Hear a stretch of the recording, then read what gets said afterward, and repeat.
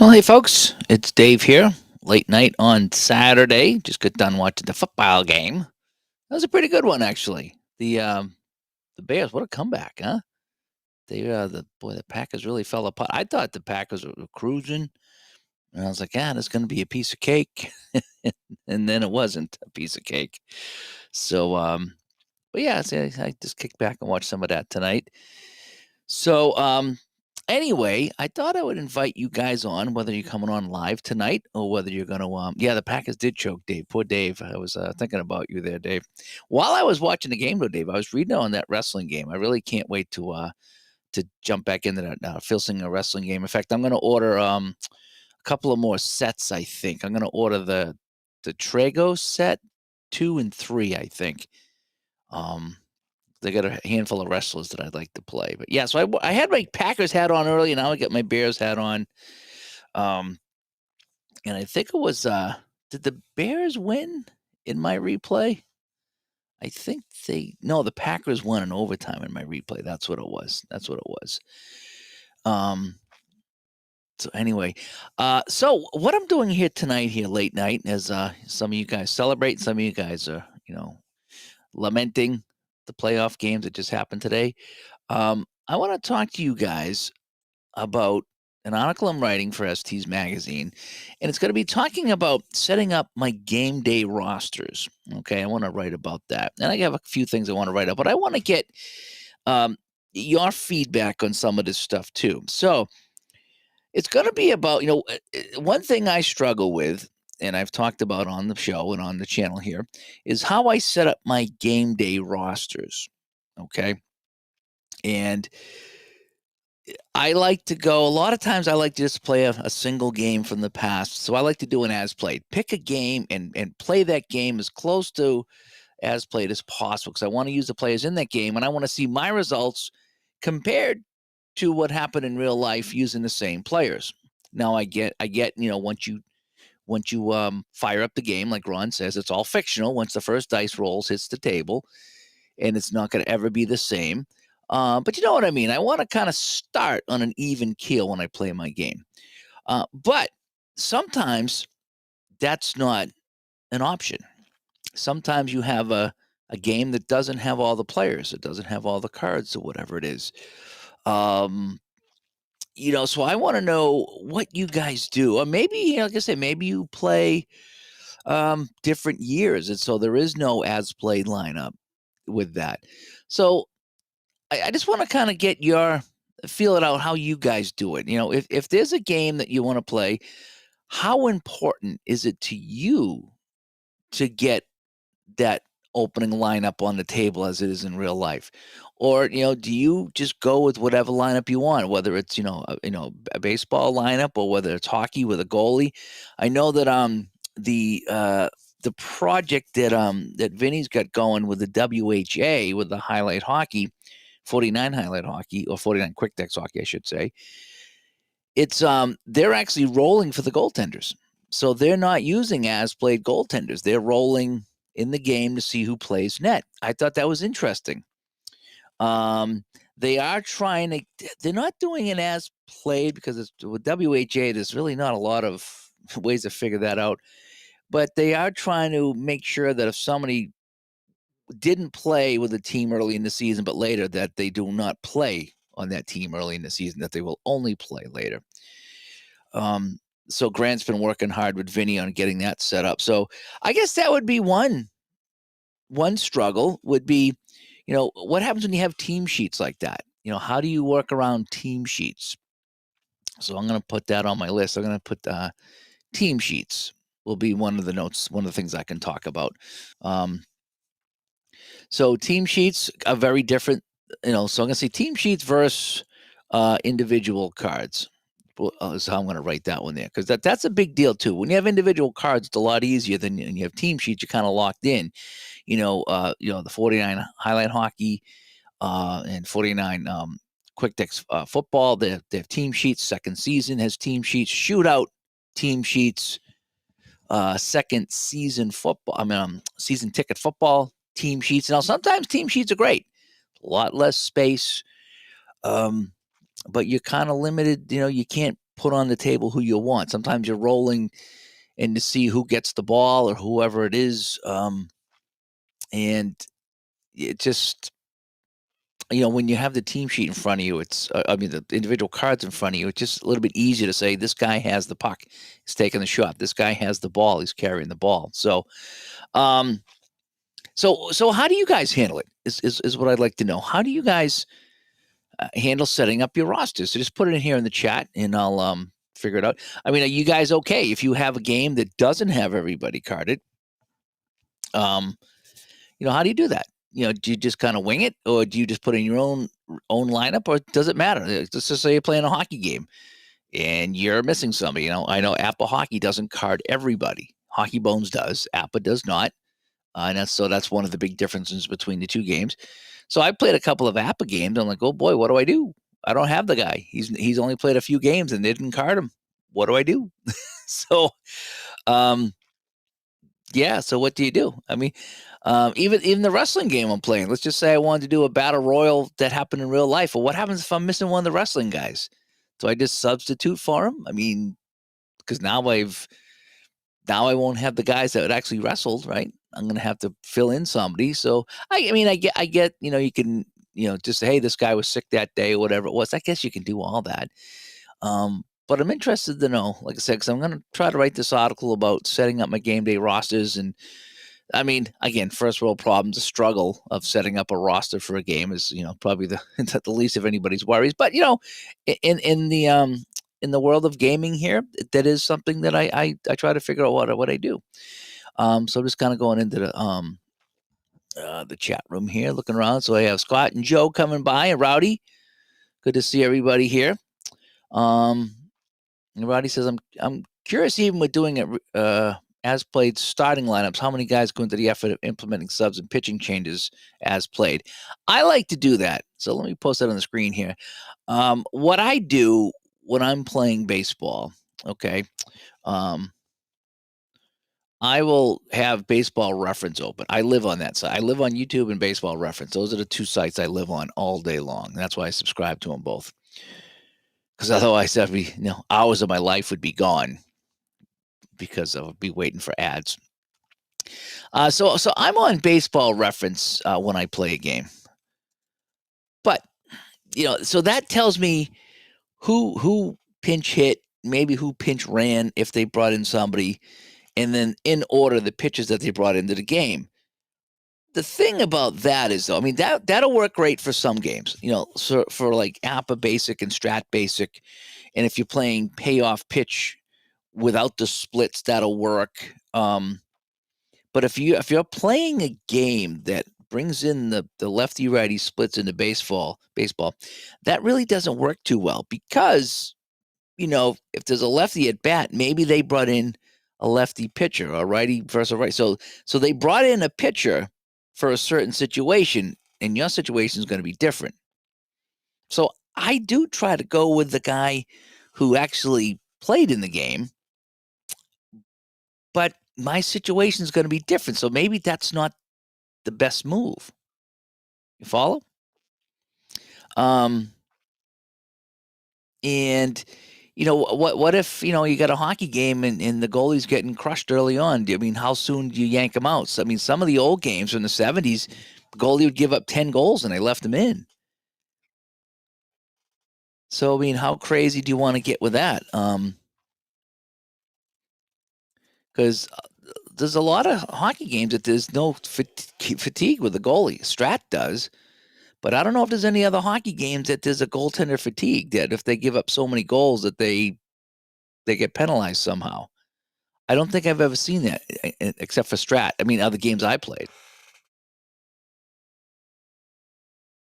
I suppose if you wanted to, you could put in a homebrew rule for a shootout, let's say, that he drops a grade after so many goals because he's just cold that night or the teams are not playing well. I've never done that, but I suppose you could do that. So I'm trying to figure out what I'm going to write here in this article and how I'm going to set up when I set up my rosters, like some of the challenges that come up as like, again, sometimes I don't even know what I want to do. Sometimes I just want to play a couple of teams, and it's like, even with Football Reference, football, Apple Football, I'll go there and I'll get my starting lineups. And I get that crazy. I spend a lot of time with that setup, getting my starting lineups, and then I actually go into the football, and I try to see how many of these, how many other people like ran the ball and were targeted for passes. So that's how I add my extra guys on offense, because I try to have at least 4 running backs and 4 receivers, or 5 receivers and tight ends. I like to have 2 tight ends and 3 receivers minimum when I play an Apple football game. Now, when you're playing second season or season ticket, or something like that, you're getting the finder, using the finder for the guys. But what happens if the guy's not in the game? That's another thing. As Barbara's in the chat here as well. But getting back to Rowdy's point, I like to start with Baseball Reference, but again, sometimes it's depending on what game you're playing, it might be completely irrelevant to your situation. And Rowdy says, for myself, I like to start with a lineup, but then allow myself to manage the teams as I see fit. I think that's a fair way to do it. So I'm going to put that start with actual lineup. That's a good one there. I like that. And that's one of the things I do. And Some Roads comes by. Good to see you. And he says, definitely comfortable to do my own thing. I roll for pitches and app. Wow. Okay, so let me put that down. Completely up to me. Okay, I'll say that, completely up to me. That's another one. Okay. But Jason says, I don't do replays. I just do my own product. So okay. Well, that's, so you kind of, so in that situation, and I guess that's another point to make, is it a replay or a fun game in which stats comparison does not come into play? How about that? So if you're just replaying a game for fun and you're not trying to compare a game from the past, that comes into factor too. It really does. So that's another thing to consider.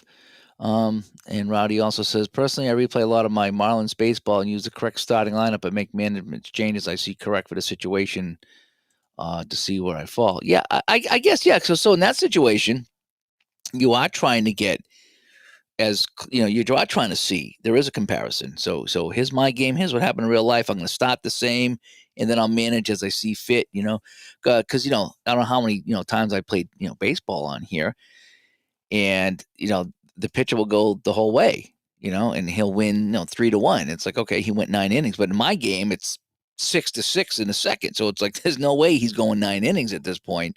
So I got to figure out who's coming in. And that's the other thing is, who is on the bench? I'm going to say, who is on the bench? Because if you're playing, well, hockey, you get the full rosters. If you go to Hockey Reference or even the NHL or whatever it is, you know exactly who's in the game with hockey. So hockey's probably the easiest. And even basketball too. Basketball Reference is great because it tells you the guys who are in the game. But even with Basketball Reference, I'm going to put that with them. So I'm going to say Basketball Reference and usage, because they have the starters, which are kind of neat. But it tells you what everybody played for minutes. So sometimes when I'm playing, like say Bank Shot Basketball is a big one, it'll have their minutes on the cards, right? So it'll say how many minutes did you play. And I look at Basketball Reference for that particular game, and sometimes it's very different. Sometimes you got a guy that goes in and plays like 1 or 2 minutes, and one guy plays, 37 or whatever it is, and it's just, you can't do that in your game. Somebody's in foul trouble, so you got to bring in somebody to for whatever. So it is kind of it's kind of a guessing game. And sometimes, like I say, so basketball and hockey, you got a good idea who's on the bench. Baseball, I'm completely lost, because I'll have a ton of cards, especially with payoff pitch. I'll have a ton of cards, but I don't know who was on the bench in that game. Seriously, and unless you know the teams really well, as far as whatever. And I know payoff pitch, sometimes they have the date on the card, but still they didn't dress every single person on my card, even if they're on the date. And so that's when I need a helper like Digital Diamond. I'm gonna make that note here. So I need a helper like Digital Diamond or something like that that'll actually tell me who's available, and I have to put my trust in that. So I have to trust that helper if I want accuracy with who played. So and that's the biggest bug for me is when I set out to play a game, I really want to keep it contained to the guys who played the game. And whether that's hockey or basketball or football or baseball, and football is the hardest, especially defense. I have no idea, unless they made an interception or got a sack or some kind of a defensive stat. You don't know who was in the game and who wasn't in the game and how many minutes they played and all that. So when I play a game like APA, I keep the defense just very generic. That's the lineup. That's it. Only those 11 guys, unless somebody gets hurt or something like that.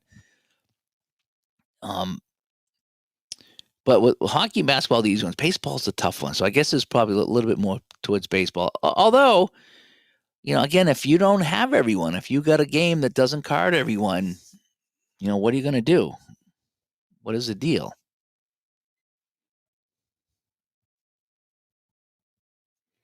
So I'm just kind of wondering what you guys do.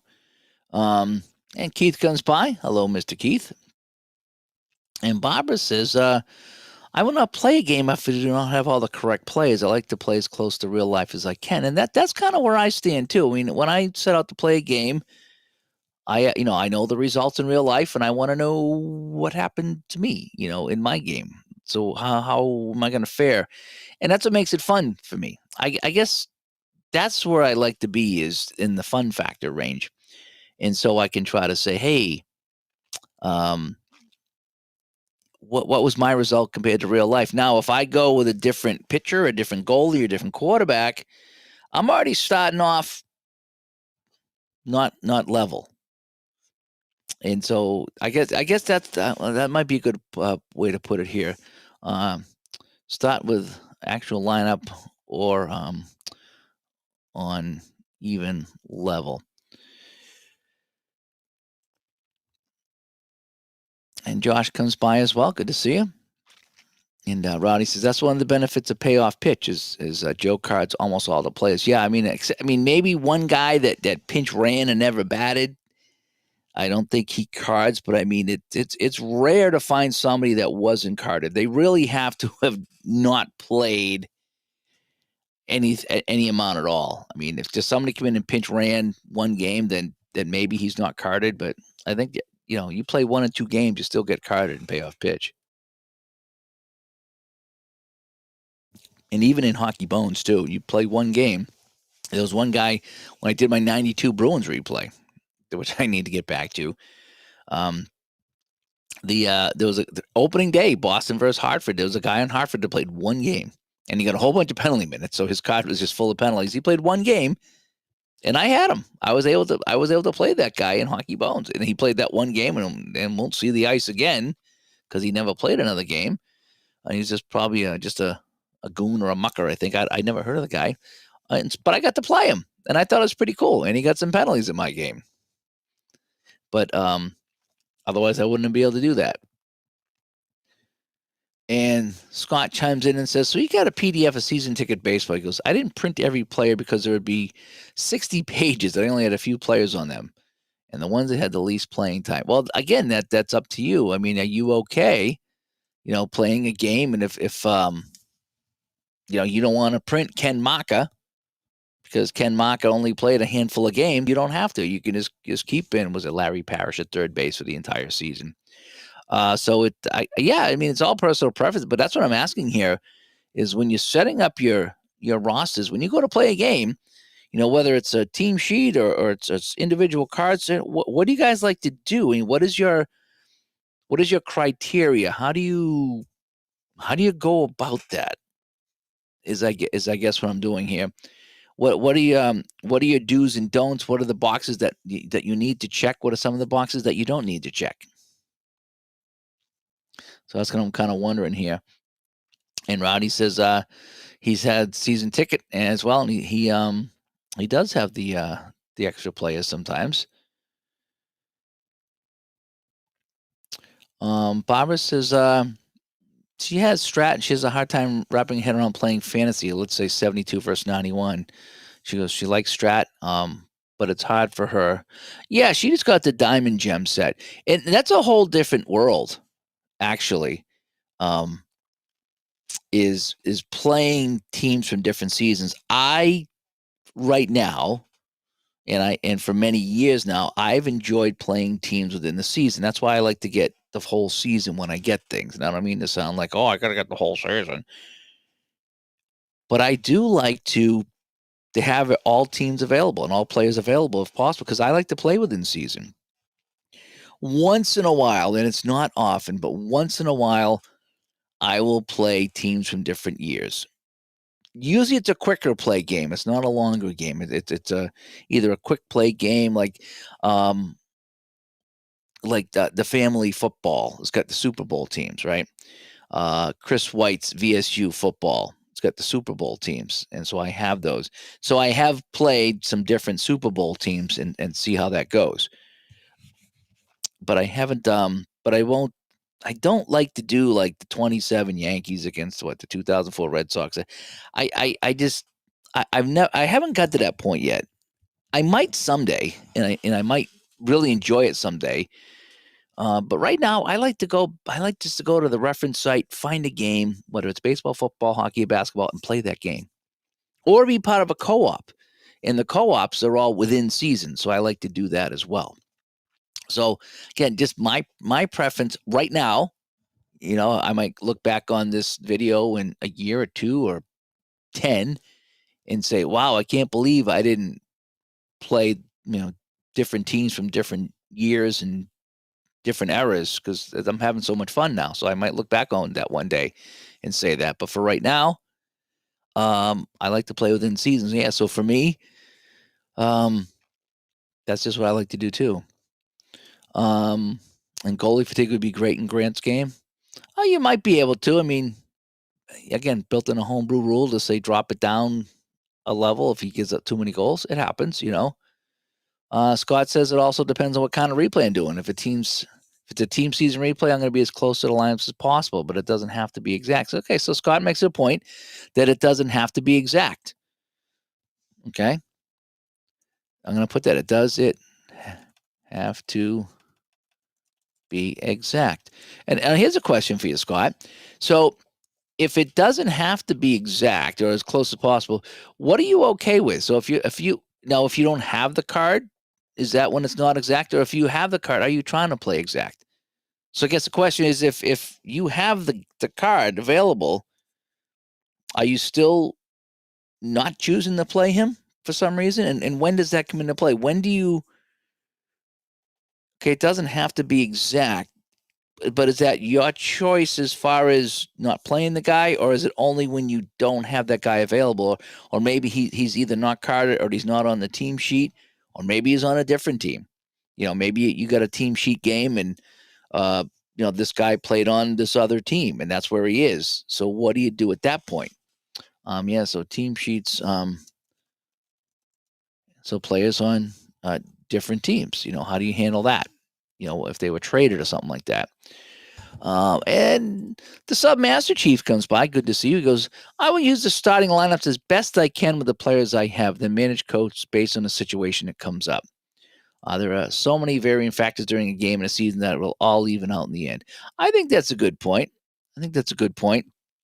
Is you don't get too crazy with it, but I mean, get as close as you can. And I guess that's my point. Is where do you draw? Like, how close for you is close? I mean, for every one of us, it's different. Is it just kind of what if you don't have the pitcher for that game, or the relief pitcher or something? Maybe he was traded on a different team. Do you bring him in from that other team, and do you say no, he's not on that team? I ain't using him. Most of these things they do the end of the season roster is what they like to do.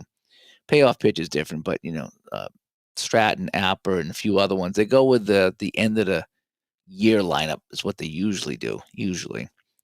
So if you wanted to play opening day, sometimes I'll do that. I'll play an opening day game or an early season game, and I get guys all over the place, especially when I play Apper. It's like I got to go digging around on other teams to find the guys that played that day because they're not on that original team anymore.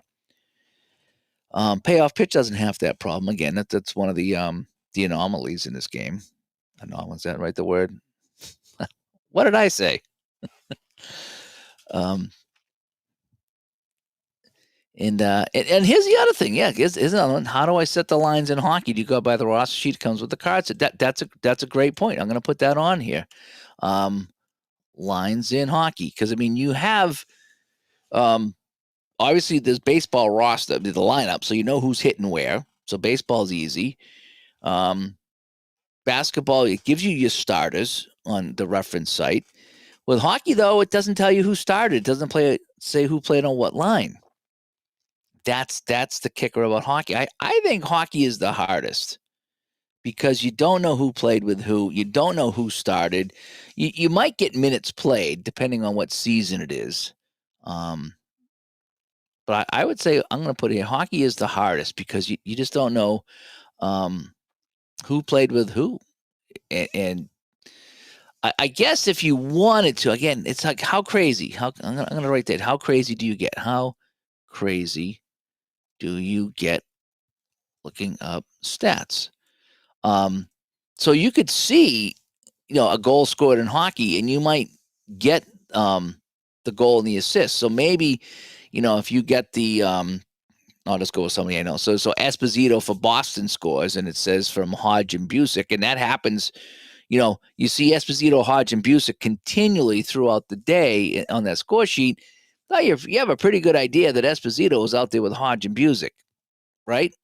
I mean, so you could get that crazy looking it up, but what if you're playing a team like California or Kansas City and they didn't score a goal? You have no idea who played with who. What I like to do sometimes is I'll look at the APA rosters, and they have not I don't know if it's the exact lines, but what they think it should be as far as the top guy all the way down to the bottom guy. And it's probably more of a ranking by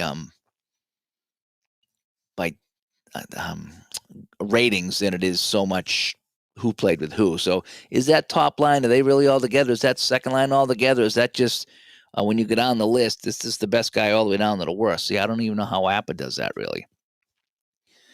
Tony comes by. Tony says Pro Football Reference will list all the players and the percent they were on the field, offense and defense and special teams, but it may not go far back as I would like. Yeah, see, I play a lot of the older stuff, and I don't get that. I was lucky to get sacks, I think. The newer seasons, I guess that's the other thing too. That's a good point, Tony. So, newer seasons have more stats. So that's the other thing to consider. So if you're playing an older season, like the dead ball stuff, good luck finding a roster on that without digging it up and really going crazy to find a batting order. Good luck, Like I say, I played the Spiders on Strat. I'm not even sure how accurate that was as far as lineups. I know that there was another one that had another computer game that had maybe it was Action PC, and that was again, that's just all a big guess for them, I would imagine, As Mr. Dufferman comes by, and Tony says, I mentioned this in another post. If a game doesn't have the player I'm looking for, I will ask ChatGPT, for a similar player that season. I look for similar stats and attributes. Oh, that's interesting. Yeah, that's a good point, actually, is to go and ask for some help, see who's close. So again, in that situation there, so you're trying to get close, but you physically can't for some reason in the game you're playing. So I guess you would have to go and dig out. Yeah, you'd have to, find a suitable replacement, I guess, what the situation would call for, right? Well,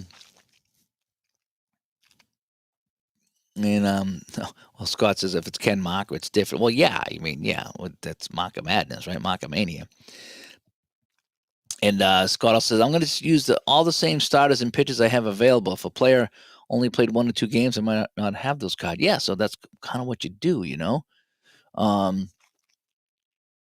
Barbara also asks, what do you do if a guy is hurt and out the rest of the ball game or the hockey game? Let's say second baseman or left wing, who do you put in? reference site might not help you with that. Yeah, I think. Well, that's the other thing. That's where you got to know who played. You know, who played in the game. I'm gonna write that one down. Who played in the game, or who was available to play in the game.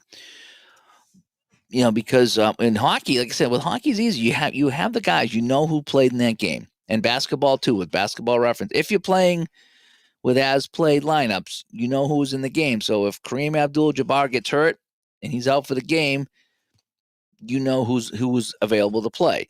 And in hockey, if your left wing's hurt in hockey, usually what you do is everybody slides up. So if it's the first line left wing, the second line will slide up to 1, the third will slide up to 2, and the fourth will slide up to 3. And that's just it's the next man up type of thing. Usually that's how they do it, I believe. And Tony, I've heard of this website here. This Hockey Viz has lines combinations, but again, it goes back to 2008, and which is I play like way before that. I'm definitely the 60s, 70s, 80s guy. So someone else suggested a site that was either that site or similar, but for me, it doesn't work because of what I play. And I'm not trying to sound ungrateful, and I think it's great that a site has that. But in a case that I did play a modern season, yeah, I could probably go there. But for me, with the classic seasons, yeah, not so much. Dufferman writes in and says, I like to play every team. So if it's a one-team replay, I have my own schedule. Also like to play in every stadium.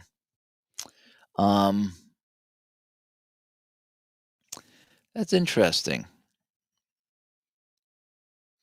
So if you you want to get every team on your table, I think is that's what you're sounding like, right? You want to get every team on your table.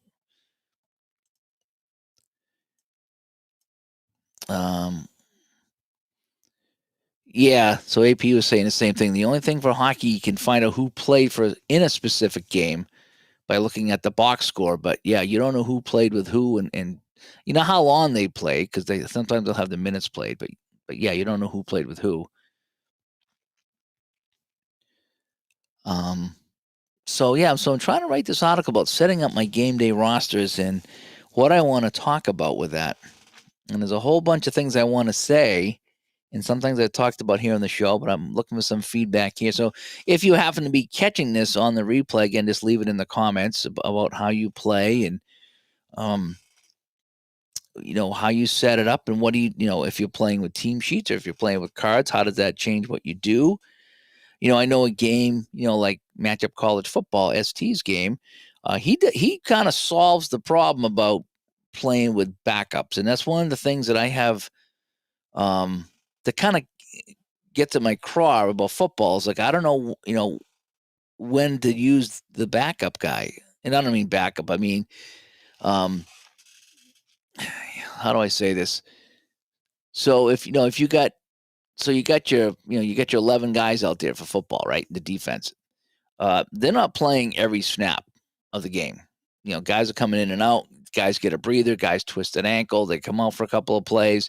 So football is the one that drives me nuts when I play team sheets. So I'm going to say football team sheets and when to use a different player at a position. How about that? Because that's one of the things that drives me nuts about a couple of games. It's like, do I just always go to the starter and never ever look at anybody else on that team sheet in football? And whereas like the Matchup College Football, it kind of alleviates that because it tells you who to check out, so you know who's on the field for that play. That's one of the things that really works really well with Matchup College Football is you're checking linebacker 4 sometimes. I kind of like that,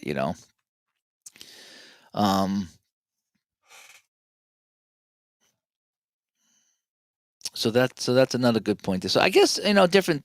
I guess if you're playing a game like tennis, obviously it's 1-on-1. It's not a big deal. So let me just write this. So tennis is 1v1. So games like that, there's no issue.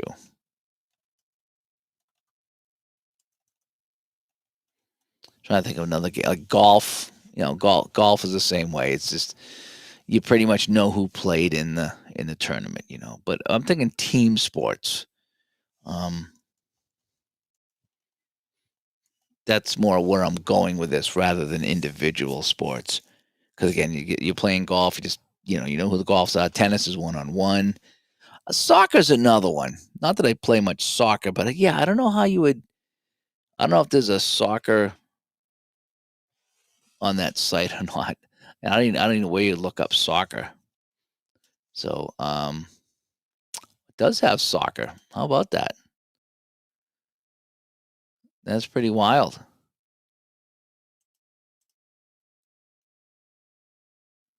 Um, so clubs, players, competitions, matches. Yeah, so it does have soccer on here. I wonder if it have like the MLB or something like that. Um, domestic leagues. Major League Soccer. Let's click on this. Let's go to Major League Soccer, and it's not showing me my season view.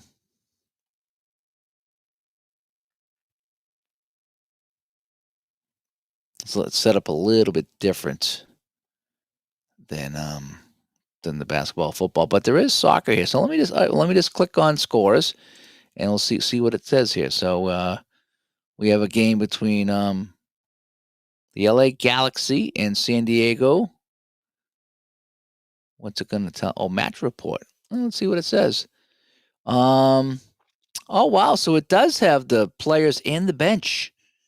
Oh, so depending on what soccer you do, you might have everybody. That's kind of interesting. Oh, it even tells you who the goalie is. Nice. Well, that's pretty neat. So I didn't know that I had access to soccer here on that site. So even soccer has it. So I guess I'm gonna have to play some soccer, right? You know? Yeah, golf, tennis, and boxing would not be an issue. Yeah, so certain sports, um, yeah, no issue at all. I agree with that. But I'm trying to figure out how I wanna phrase the article and how I want to approach it. I'm just looking for some more ideas. So you guys have had some good ideas so far, and they've triggered some thoughts in my head. Um, there should be one for soccer that has substitutes with the minute mark as well. Oh, they might have, yeah. Soccer has the actual starting lineup, the position they played, and when the subs were made during a game. Well, that makes it easy. Yeah, I don't know. I'm hoping that I don't know if Ryan's coming to D2D-Con, but I'm kind of hoping he'll bring the soccer, and I'll try that again with the cards this time, and see what it's like. And now Rowdy says he's been playing some MLS from this past season. I was looking to get the soccer with the one year that the Revolution did really well out here in New England, and that would have been a fun one. Again, I would just they have like the greatest sets, but I kind of like to play within the season too, even with a game like soccer, who I'm not familiar with.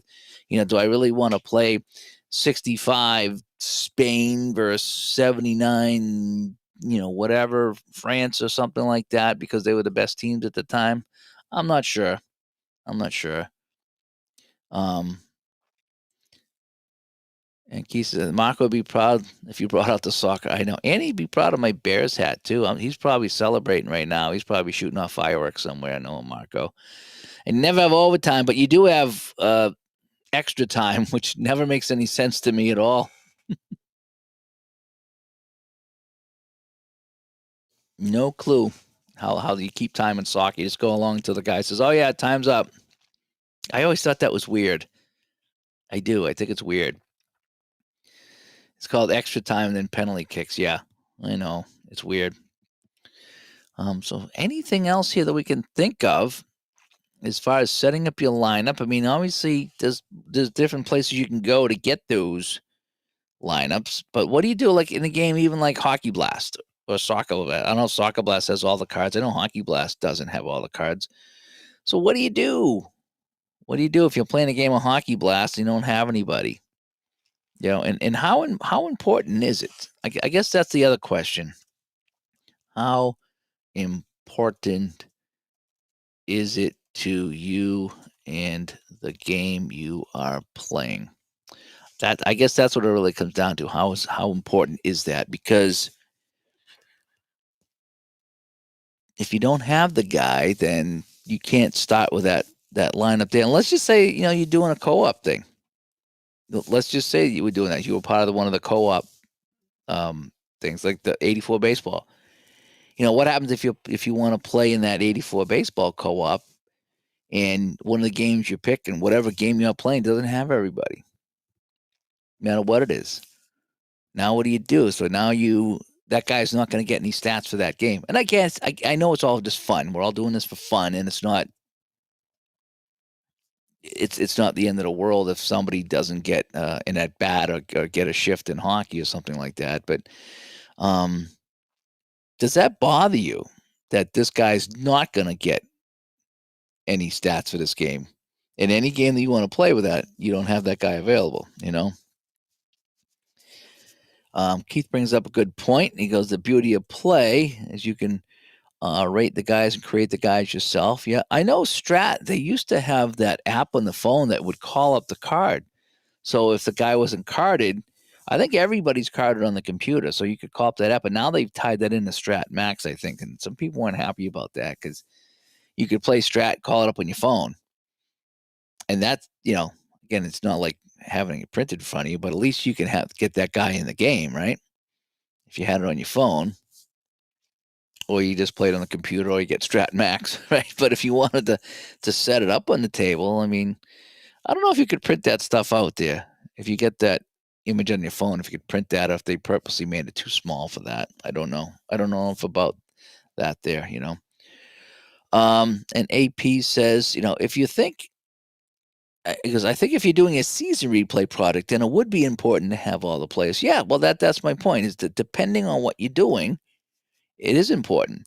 If I'm just kind of banging around here some night, I still like to have all the guys that played in the game, and then I just feel that's a good starting point. It's a good, that you're at ground zero together. Then the game goes off in different directions. I get it, but at least you're starting at that point. It always gets in my craw when I don't have somebody. I'm like, oh, and so I got to put this guy in. He didn't play in this game, or he didn't start in this game. And this other guy that did is going to get zero stats because I don't have him. And I guess, I'm going to put this down here. This is triggering another thought. I am a completionist. Completionist. Is that even a word? What did I say? Right.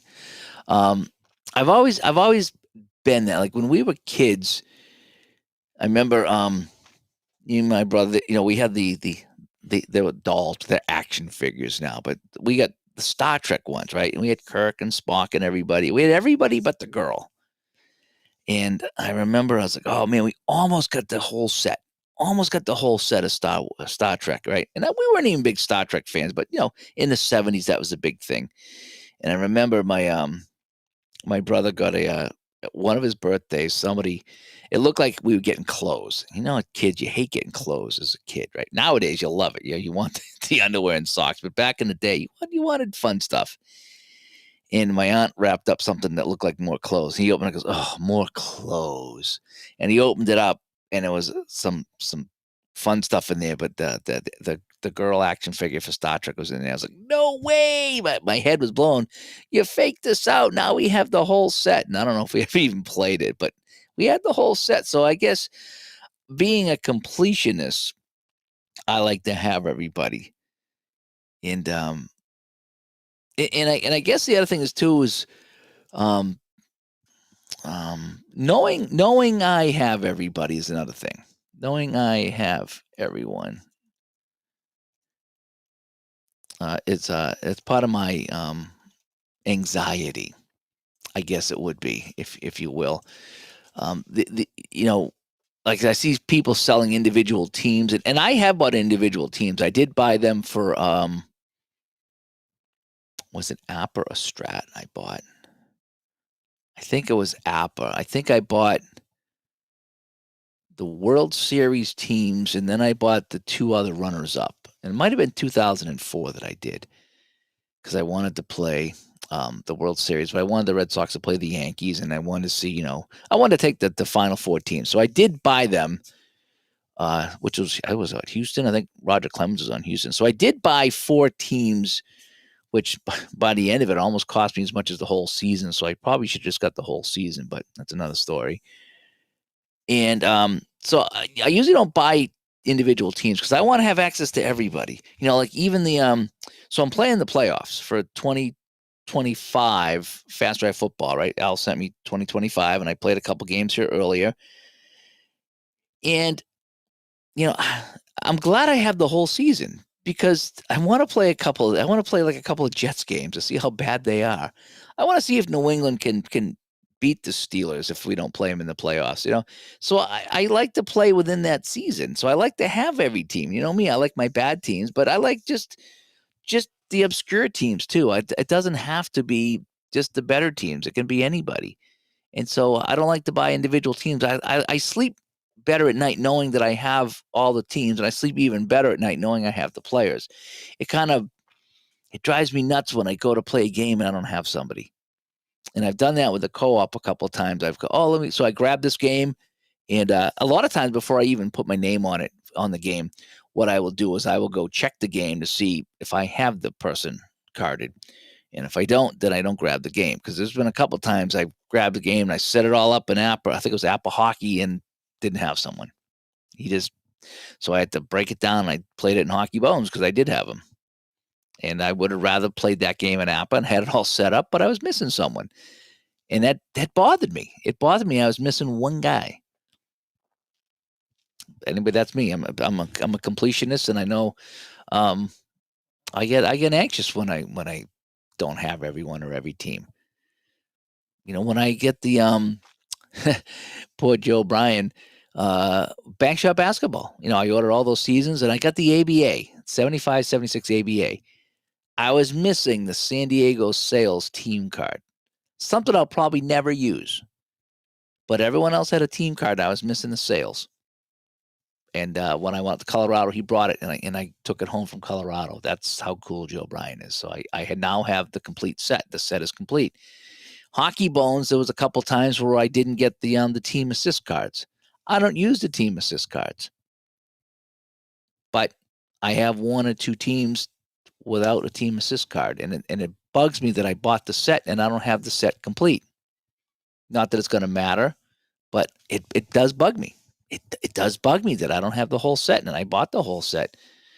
And they're not going to send me 1 or 2 cards, but that was from drive-through. I just didn't get it, And I thought about trying to just print it out on my own. Maybe I did. I forget what I did, but I like to have the whole set. I just do, and it's not a snob thing. It's just it's all. I've always just been a completionist like that. When I get the crayons, if I'm missing 1 crayon when I was a kid, I had to find it. It just every time I opened it up, I see that empty slot in the crayon box. I couldn't sleep. Where's that crayon? Where's that crayon? Where did it go? I got to put it back in the box. Just how I'm wired.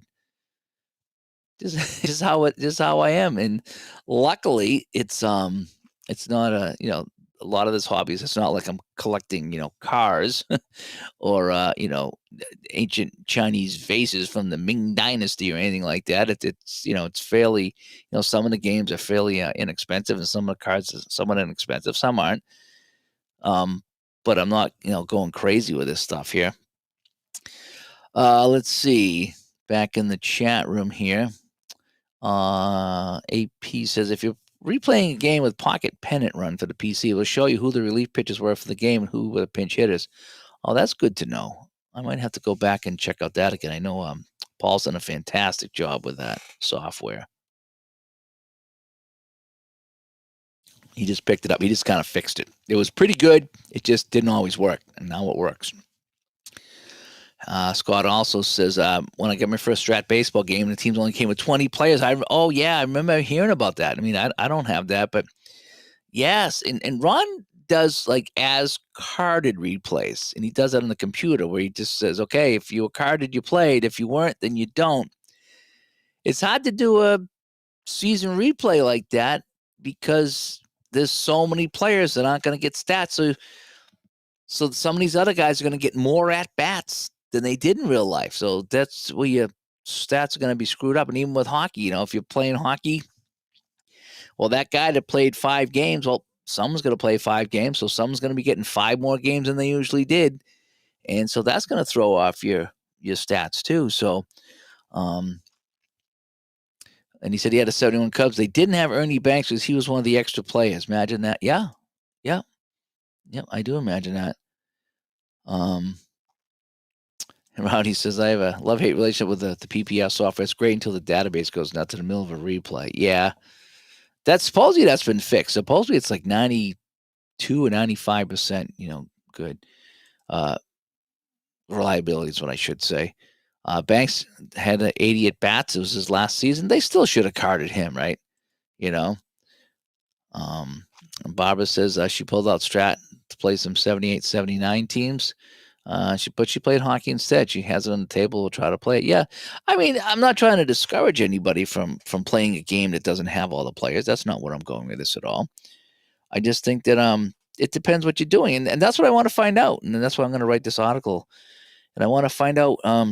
I think if everybody had their dithers, right? If everybody had it their way, I think people would say, "Yeah, I would like to have everybody that played that season carded or on the team sheet or whatever it is you play. I want access to everyone."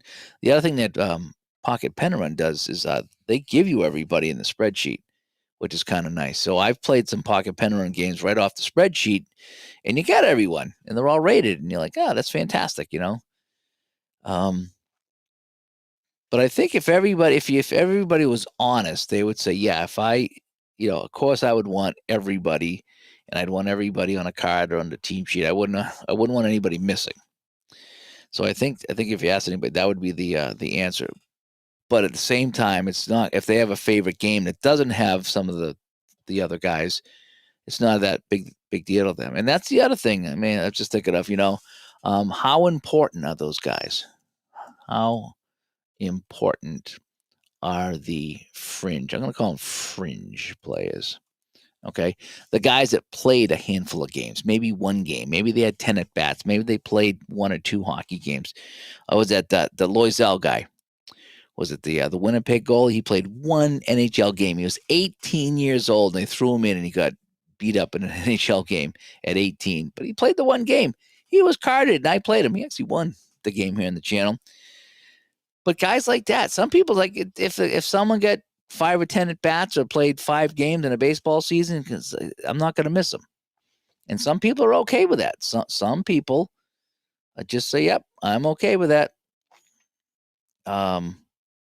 And don't sweat it. And other people, like myself, I don't like the feeling complete.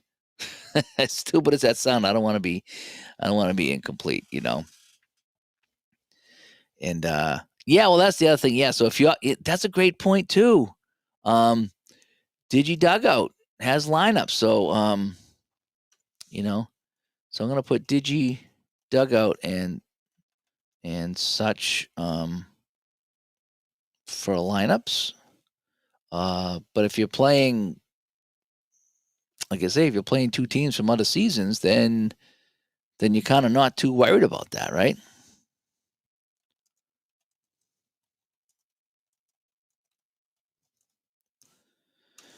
So yeah, so that's the other thing. If you're playing one of those, best of, if you're playing a best of, so let me write that down too. So, a best of or all time greats, whatever they call it, then all that goes out the window. Excuse me.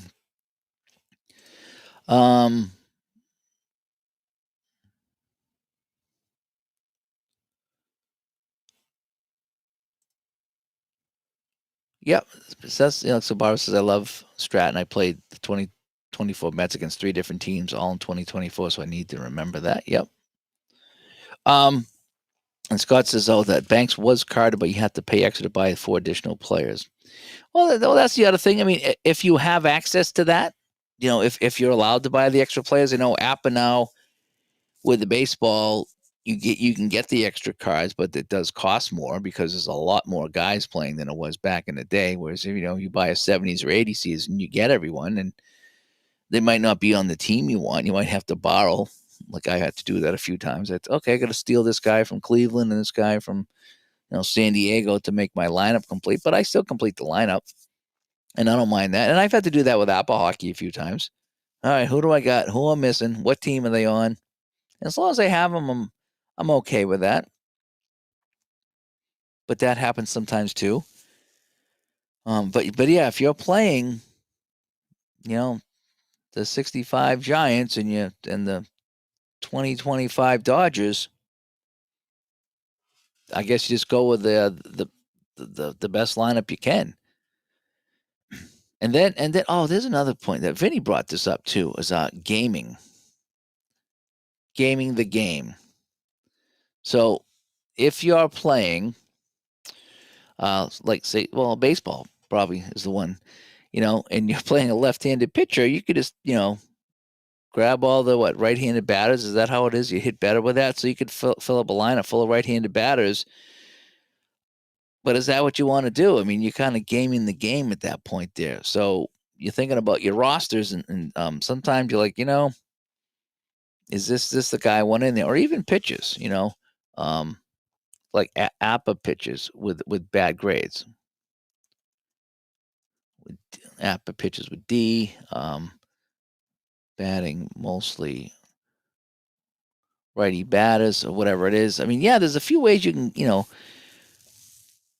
instead of going with the actual lineup, you can, I'm not going to bring in this guy. I'm going to bring in this guy, and that throws it out of whack too. So there's a couple other things to do that. But I'm just wondering. I'm going to probably head out here because I gotta work tomorrow.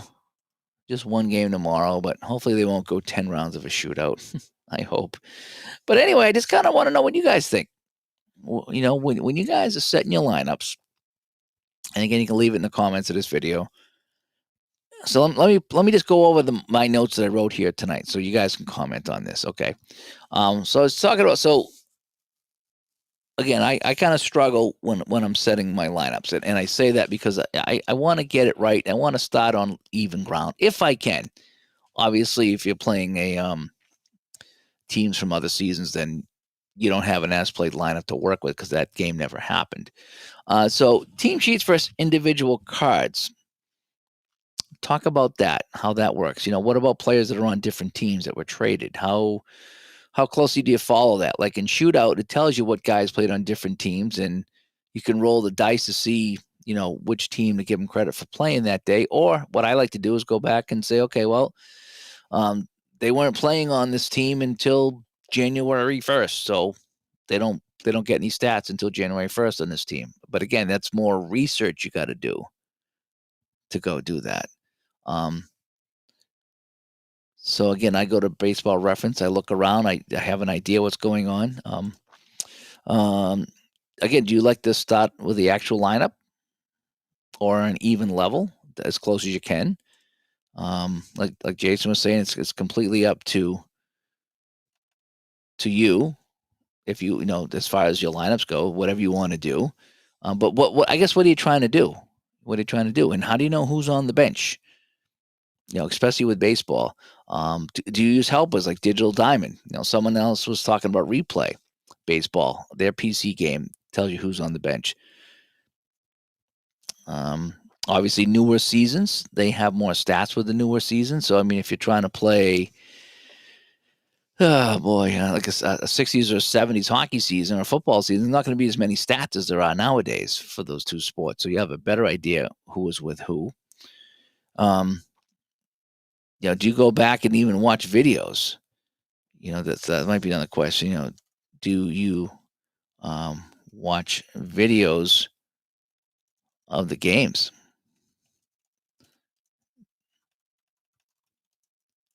to try to get as close as possible? I know that I played that 72 Russia Canada series all the time for hockey, and I think it was on the play site. Somebody had listed the lines and everybody who played in all 8 games. So it's like game one, here's the Canada roster, the Russia roster. And then game two, game three, and game four. So I know exactly all the players that played. And it was whatever game I was playing, it was missing a couple of guys, a couple of fringe guys that played 1 or 2 games. So I could never really play an as played with that because it was missing a couple of guys, at least in the few games that I had. But yes, I mean, do you want to go back and watch videos and see who played with who and who played in the game? Does it bother you that much? I mean, how crazy do you go with that stuff, looking up stats? And my big thing about football is, it's like, how do I know when linebacker 3 or 4 was out there compared to 1 or 2 or safety 2? They never come into play sometimes, so that always bugged me. Again, and we talked about tennis, and boxing and golf, sports like that aren't a big deal because those are individual sports, but we're talking a team sports here. And me being a completionist, that comes into politics. I like to have everybody and get it as exact as I can, at least to start.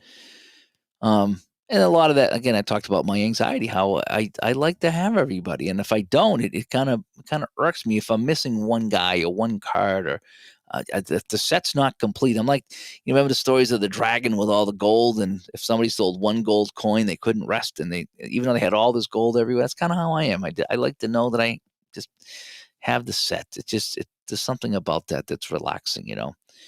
But again, it comes down to how important are the fringe players. The fringe players important to you? Are you okay not playing a guy that only play a little bit? It's not going to wreck anything, but that means someone's going to get more playing time. You know.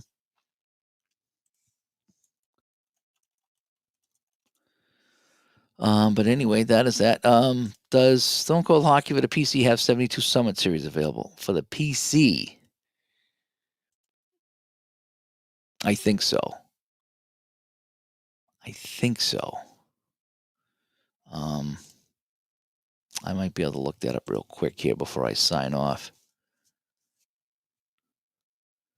Stone Cold Hockey seasons.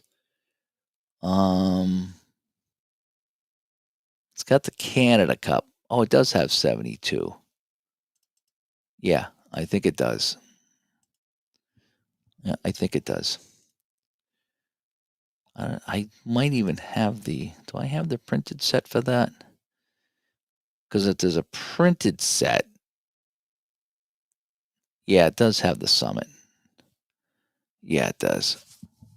So I think that is in the PC game. Either somebody put it in, or you can buy it. I forget now, but I think it does. I just don't remember. It's been a while since I played that on the PC, so I don't remember too much about it. But anyway, yeah, let me know. Let me know your thoughts on that. Let me know how you set up your rosters. How important is it to have everyone? If that comes into play, does that affect what games that you play, what games you buy, what seasons you buy? Are you strictly a greatest teams player or an all-time great, whereas there's really no lineup and you just kind of pick what you want from there? So again, how do you guys set up your lineups? Just let me know. All right, I'm going to jump out here. It's getting to be late here on the East Coast. The possums are probably out running around. And I will talk to you guys later. Thanks for coming by. Might see you guys tomorrow night. I think we're talking about a chat, but there's a lot of football playoffs on, so I'm not sure exactly what's going to happen tomorrow. But until next time, bye-bye.